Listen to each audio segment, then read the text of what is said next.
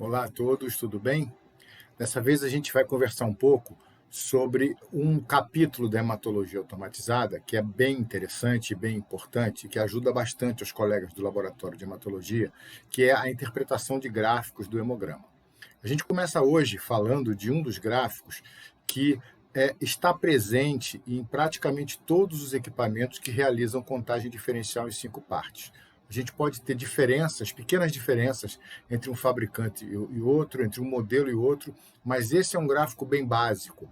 É um gráfico que é apresentado, como eu disse, na maioria dos equipamentos e ajuda bastante ao analista clínico a interpretar e a entender o que está acontecendo com aquela amostra. Vamos olhar para ele um pouquinho. Ele é o gráfico que a gente chama de tamanho por complexidade. Então, a gente tem aqui no eixo vertical, né, o tamanho, as células, as partículas são separadas por tamanho. E no eixo horizontal, por complexidade. O que é complexidade? Complexidade é a quantidade de estruturas celulares que podem, de alguma forma, modificar o caminho da luz.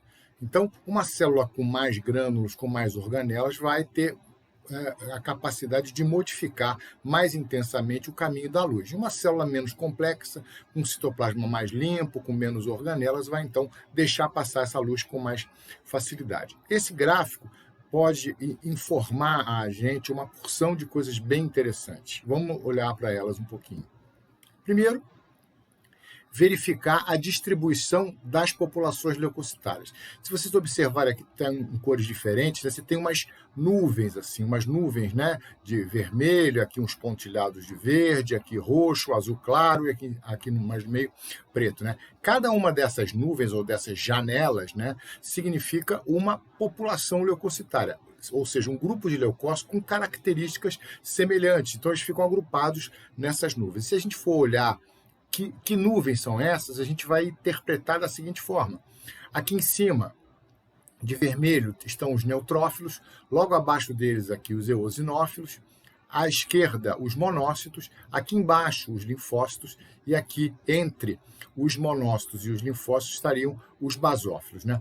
E se você interpretar rapidamente esse gráfico, tamanho por complexidade, os linfócitos estão aqui, né, do lado inferior esquerdo. Por quê? Tem o menor tamanho e são as células menos complexas, ou seja, que apresentam uma menor quantidade de organelas ou de granulações citoplasmáticas. Do lado oposto do gráfico, a gente tem quem? Os neutrófilos e os eosinófilos, justamente as células mais complexas, que apresentam um núcleo complexo, um núcleo lobulado, né, e apresentam um citoplasma com muita granulação.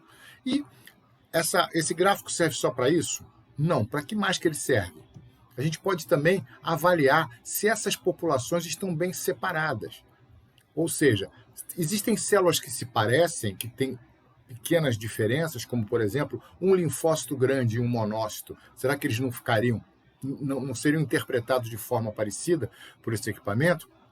Então, a gente pode ver aqui, se você tiver uma separação de uma nuvem de monócitos bem separada de uma nuvem de linfócitos, significa o quê? Que esses linfócitos são mais típicos, ou seja, todos linfócitos parecidos com linfócitos típicos, normais, e os monócitos também são células típicas, mas que apresentam as características de monócitos normais. Então, não há uma confusão, uma dificuldade na separação de monócitos e linfócitos, por exemplo. Né? Então, essa é uma das coisas que a gente pode observar nesse gráfico. E, finalmente, a gente pode identificar, através da observação desse gráfico também, se existe alguma interferência que pode ter atrapalhado a identificação das células pelo equipamento. Por exemplo, a presença de eritroblastos, a presença de fragmentos celulares, de restos celulares, de células frágeis, por exemplo. Né?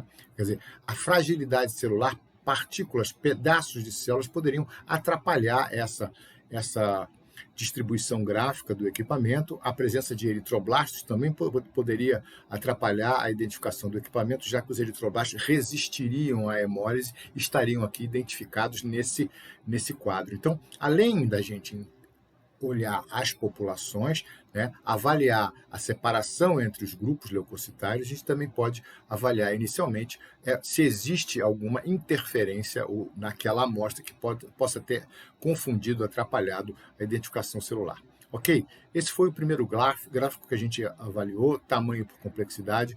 A gente volta avaliando outros gráficos que vão estar presentes nos equipamentos de vocês aí. Um abraço, pessoal, e até uma próxima oportunidade.